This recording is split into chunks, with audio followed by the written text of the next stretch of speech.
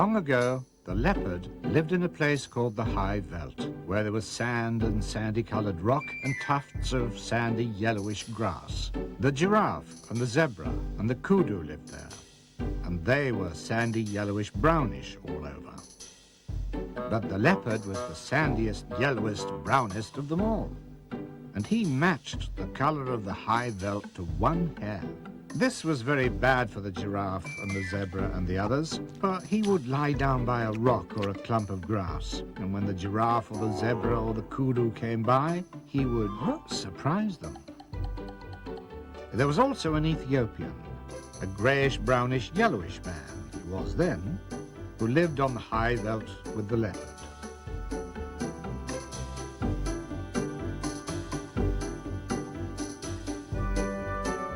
The two used to hunt together, the Ethiopian with his bows and arrows, the leopard with his teeth and claws. Until the giraffe and the zebra and the hartebeest and all the rest of them didn't know which way to jump. After a long time, they learned to avoid anything that looked like a leopard or an Ethiopian. And bit by bit, they went away from the High Veld.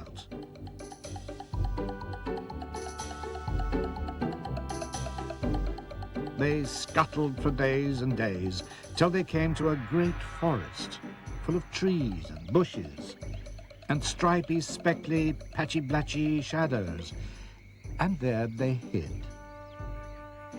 And after a long time, what with standing half in the shade and half out of it, and what with the slippery, slidey shadows of the trees falling on them, the giraffe grew blotchy, and the zebra grew stripy. And so, though you could hear them and smell them, you could very seldom see them. Meanwhile, the leopard and the Ethiopian ran about over the greyish, yellowish, reddish High Veld, wondering where all their dinners had gone.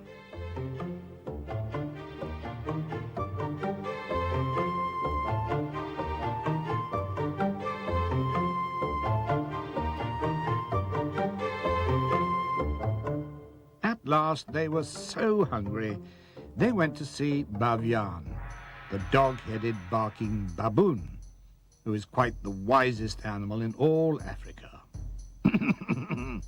"What?" said Bavian. "Excuse me, Bavian, but where has all the game gone?" asked the leopard. Bavian winked. He knew. "Excuse me, Bavian," asked the Ethiopian. "Can you tell me the present habitat of the aboriginal fauna?" Which meant just the same thing, but the Ethiopian always used long words. And Bavian winked. He knew. Then Bavian said, "The game has gone into other spots, and my advice to you, leopard, is to go into other spots as soon as you can." And the Ethiopian said, "That's all very fine, but I wish to know whither this aboriginal fauna has migrated." "Then," said Bavian, "the aboriginal fauna has joined the aboriginal flora, because it was high time for a change. And my advice to you, Ethiopian, is to change as soon as you can." That puzzled the leopard and the Ethiopian, but they set off to look for the aboriginal flora. And presently, after many days, they came to the forest, all speckled and dotted and patched with shadows. "What is this place," said the leopard, "that's so dark, yet full of little pieces of light?" "I don't know," said the Ethiopian. "I suppose it's the aboriginal flora. I can smell giraffe, but I can't see giraffe." "That's curious," said the leopard. "I suppose it's because we've just come in out of the sunshine. I can smell zebra and I can hear zebra, but I can't see zebra." The leopard and the Ethiopian hunted all day, and though they could smell them and hear them, they never saw one of them. So they waited till dark. Then the leopard heard something breathing sniffily, and he jumped at the noise. It smelt like zebra, and it felt like zebra, but he couldn't see it. Presently he heard a grunt and a crash, and the Ethiopian called out, "I've caught a thing that I can't see, but it smells like giraffe." "Don't you trust it," said the leopard. "Sit on its head till morning, same as me." So they sat on them hard till morning. "What have you got under you?" said the leopard. "It ought to be a giraffe, but it's covered all over with blotches," said the Ethiopian. "What have you got under you?" "It ought to be zebra, but it's covered all over with black stripes," said the leopard. "What have you been doing with yourself, zebra?" "Let us get up and we'll show you," said the zebra. 1, 2, 3, and where's your breakfast? "The problem is," said the Ethiopian, "we don't match our backgrounds. I'm going to take Bavyan's advice. He told me to change. And as I'm nothing to change except my skin, I'm going to change that." So he changed his skin then and there. But what about me?" said the leopard.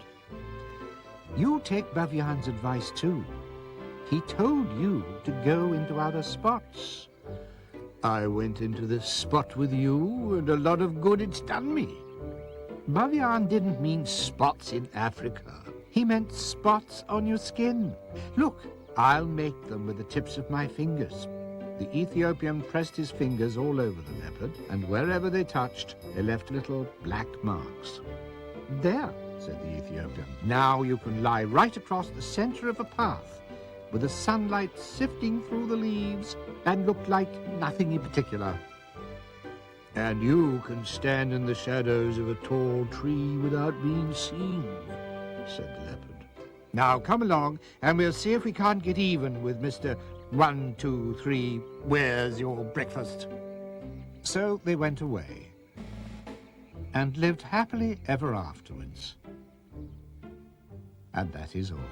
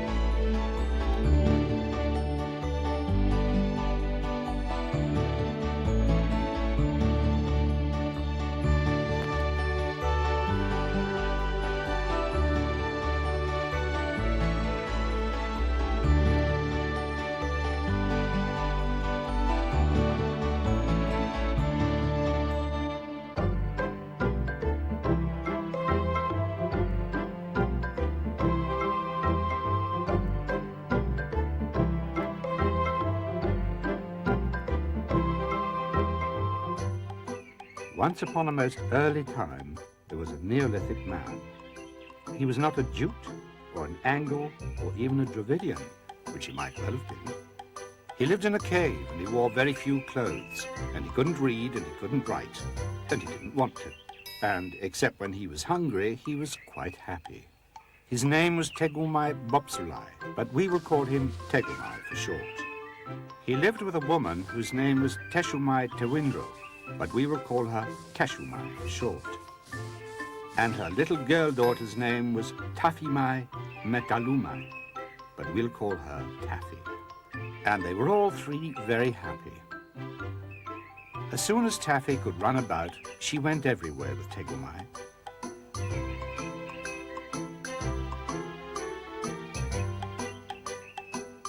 Sometimes they wouldn't come home to the cave till they were hungry.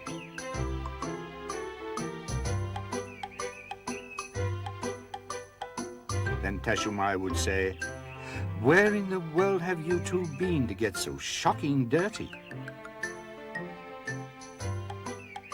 One day, Tegumai Bopsulai went down through the beaver swamp to the Wagai River to spear carpfish for dinner. Taffy went too. Tegumai's spear was made of wood with shark's teeth at the end. But before it caught any fish at all, he accidentally broke it clean across by jabbing it down too hard on the bottom of the river.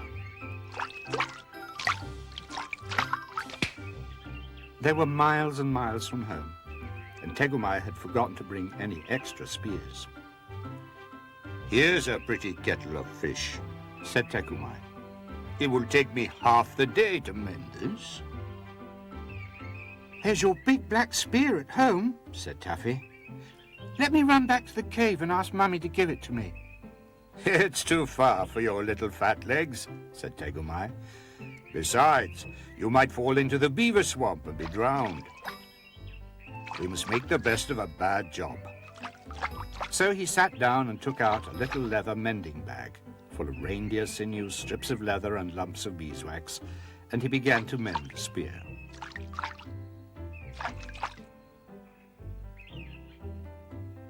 Taffy sat down too, with her toes in the water and her chin in her hands, and thought very hard. Then she said, "I say, Dad, it's an awful nuisance that you and I don't know how to write, isn't it? If we did, we could send a message for the new spear." "Now you mention it," said Tegumai, "that would be a convenience." Just then, a stranger came along the river. He belonged to a far-off tribe called the Tewaras, and he didn't understand a word of Tegumai's language.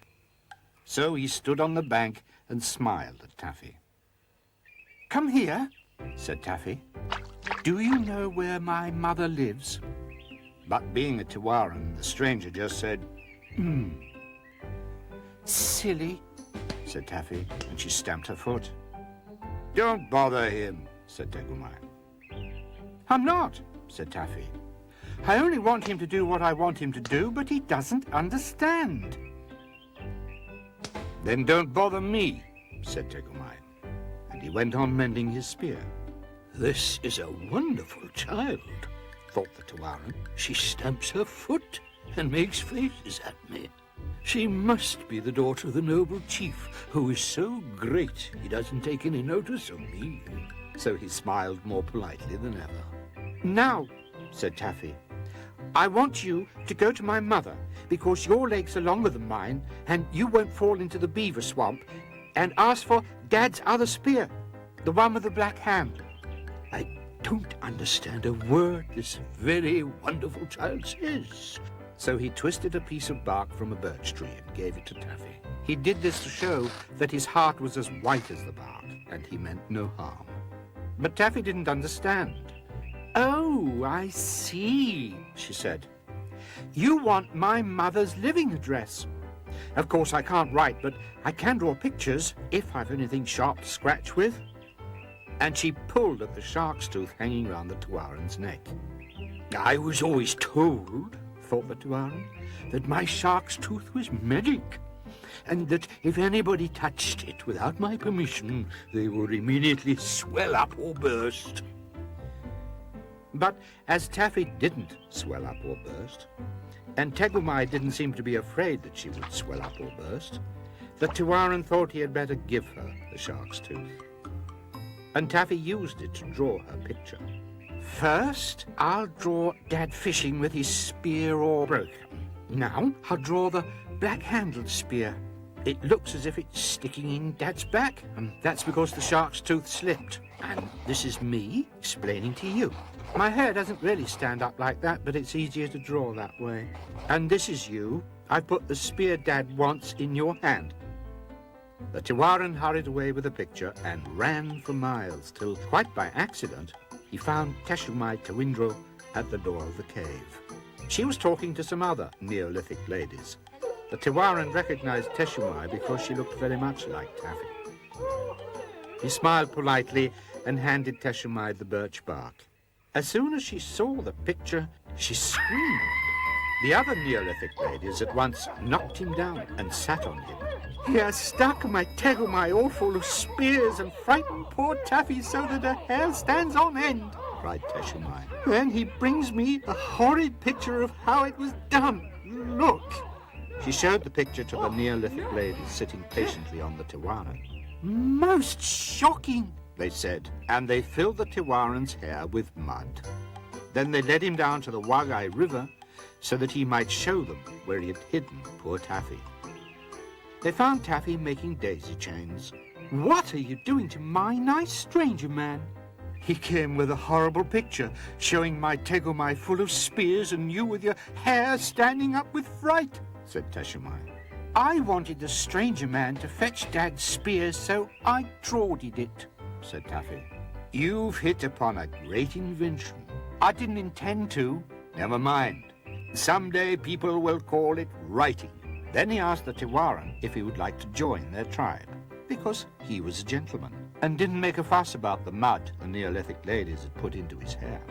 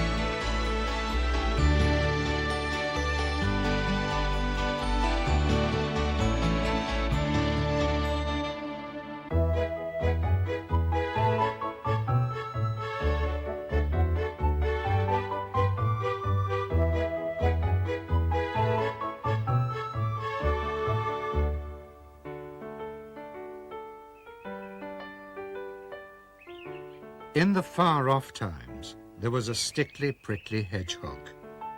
He lived on the banks of the turbid Amazon, eating shelly snails and things. He had a friend, a slow, solid tortoise, who also lived on the banks of the turbid Amazon, eating green lettuces and things. So that was all right. There was a painted jaguar who lived on the banks of the turbid Amazon too. And he ate everything that he could catch. When he couldn't catch deer or monkeys, he ate frogs and beetles. And when he couldn't catch frogs and beetles, he went to his mother, and she told him how to eat hedgehogs and tortoises. "My son," she said to him, "when you find a hedgehog, you must drop him into the water, and then he will uncoil. And when you catch a tortoise, you must scoop him out of his shell with your paw." And so that was all right.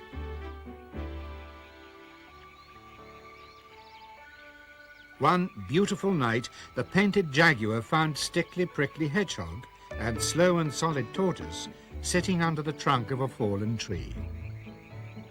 Stickly Prickly curled himself up into a ball because he was a hedgehog. And Slow and Solid drew his head and feet into his shell as far as they would go, because he was a tortoise. So that was all right. "Now, attend to me," said Painted Jaguar. "because this is very important. My mother said that when I meet a hedgehog, I am to drop him into the water, and then he will uncoil. And when I meet a tortoise, I am to scoop him out of his shell with my paw.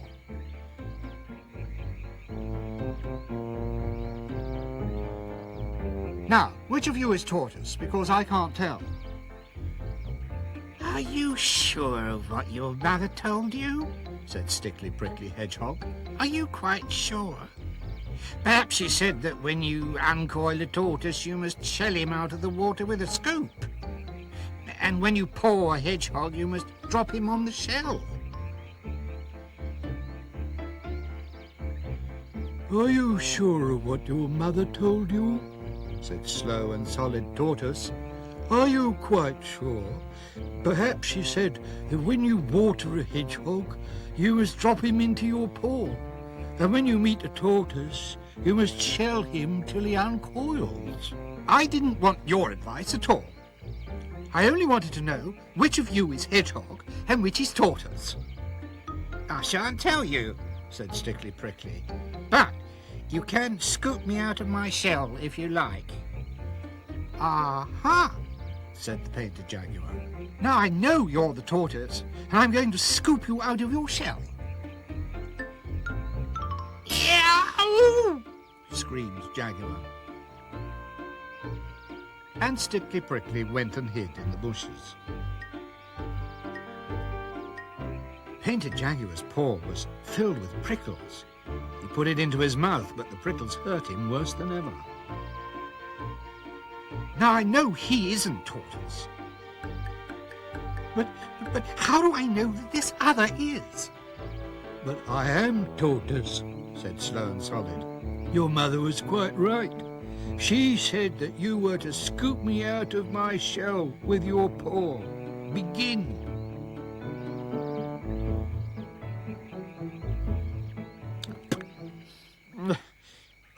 What will happen if I do? I don't know, because I've never been scooped before.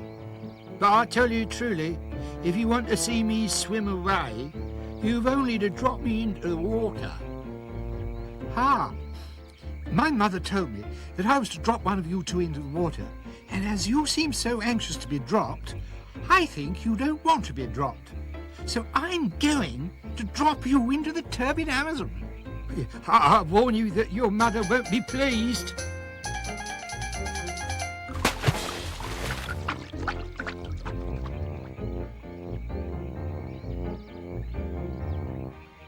That was a narrow escape, said Stickly Prickly. I don't like Painted Jaguar. I told him truthfully that I was a truthful tortoise, but he didn't believe me. Now he's gone to tell his mother. Listen. Son, son, said Jaguar's mother. What have you been doing? I tried to scoop something that said it wanted to be scooped, and my paw is full of prickles, said Painted Jaguar. That must have been a hedgehog, said his mother. You should have dropped him into the water. I did that to the other thing, and he swam away. And I haven't anything at all to eat. And I think we'd better find new lodgings somewhere else. They're too clever on the turbid Amazon for me. The hedgehog curls himself up into a ball and his prickles stick out. By this you may know the hedgehog. I don't like this old lady one little bit, said Stickly Prickly. A tortoise, Mother Jaguar went on, can't curl himself up. He only draws his head into his shell. By this you may know the tortoise. I don't like this lady at all, said Slow and Solid. Can't curl, but can swim. Slow, Solid, that's him. Curls up, but can't swim. Stickly Prickly, that's him. It's a great pity I can't swim, said Stickly Prickly. I'll teach you, and you can teach me to curl up. So Stickly Prickly learned how to swim, and Slow and Solid learned how to curl up by exercising his back plates. By and by, Painted Jaguar found them. Now attend to me, he said, because this is very important. Which of you can't curl but can swim? We both can curl and swim, said Stickly Prickly and Slow and Solid. And Painted Jaguar went to fetch his mother. Mother, he said, there are 2 new animals in the woods today, and the one that you said couldn't swim swims, and the one that you said couldn't curl curls, and both are scaly all over, instead of one being smooth and the other being prickly. Son, said Mother Jaguar, the hedgehog is a hedgehog, and the tortoise is a tortoise. But this is a little bit of both, and I don't know its proper name. Then I should call it armadillo for the moment, and I should leave it alone. The curious thing is that from that day to this, no one on the banks of the turbid Amazon has ever called Stickly Prickly and Slow and Solid anything except armadillo. So that's all right.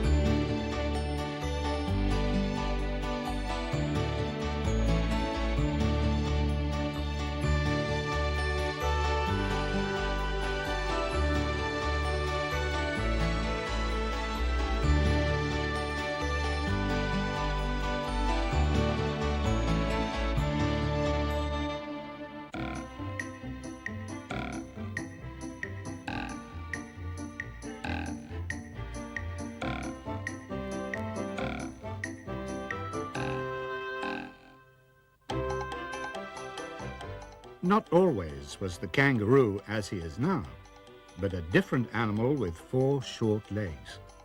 He was grey and woolly, and his pride was inordinate. He danced on a rocky outcrop in the middle of Australia. One morning at 6, before breakfast, he went to see the little god Nga.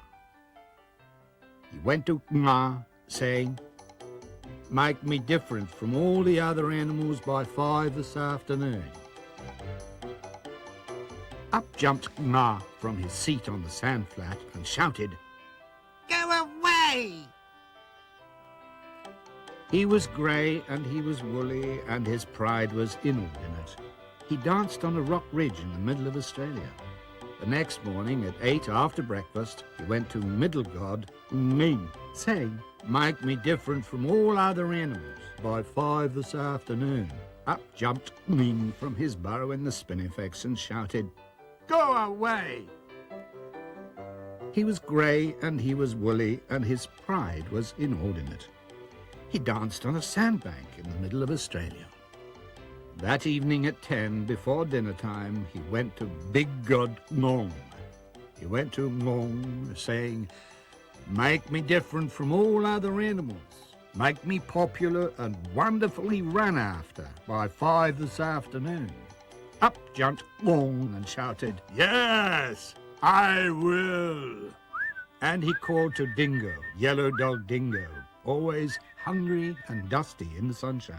Wake up, Dingo, shouted Ngong. Do you see that gentleman dancing on the ash pit? He wants to be popular and very truly run after. Dingo, make him so.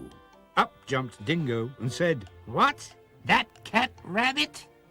Off ran Dingo after the kangaroo.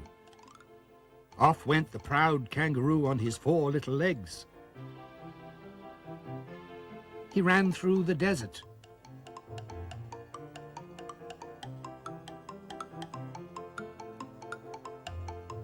He ran through the mountains.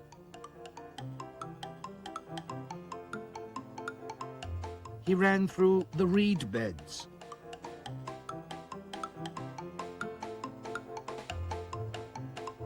He ran through the blue gums. He ran till his front legs ached. And Dingo, the yellow dog Dingo, still ran after Old Man Kangaroo.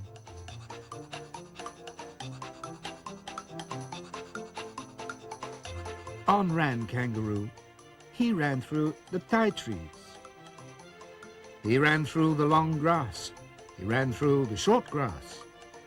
He ran through the tropics of Capricorn and Cancer. He ran till his hind legs ached. Still ran Dingo, Yellow Dog Dingo, getting hungrier and hungrier, until they came to the Wollongong River. Now, there wasn't any bridge or ferryboat, and Kangaroo didn't know how to get over it. So he stood up on his hind legs and hopped. First he hopped 1 yard, then he hopped 3 yards, then he hopped 5 yards, his legs growing stronger and stronger and longer. He hopped through the flinders. He hopped through the cinders.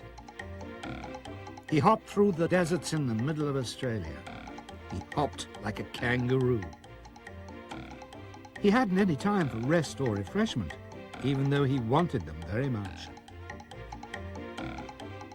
Still ran Dingo, very much bewildered and very, very hungry, and wondering what in the world made Old Man Kangaroo hop. On ran Dingo, the tired dog Dingo, getting hungrier and hungrier, wondering when Old Man Kangaroo would stop. Then shouted Ngong, "It's 5 o'clock!" Dingo, poor dog Dingo, sat down. He was hungry and dusty in the sunshine. Kangaroo, Old Man Kangaroo, stuck out his tail like a milking stool, sat down and said, "Thank goodness that's finished." Then said Ngong, who is always a gentleman, "Why aren't you grateful to Yellow Dog Dingo? Why don't you thank him for all he has done for you? He's chased me out of the homes of my childhood. He's chased me out of my regular meal times. He's altered my shape, so I'll never get it back.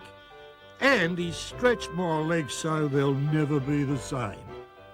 Then said Ngong, Perhaps I'm mistaken, but didn't you ask me to make you different from all other animals, as well as to make you very truly sought after? And now it's 5 o'clock.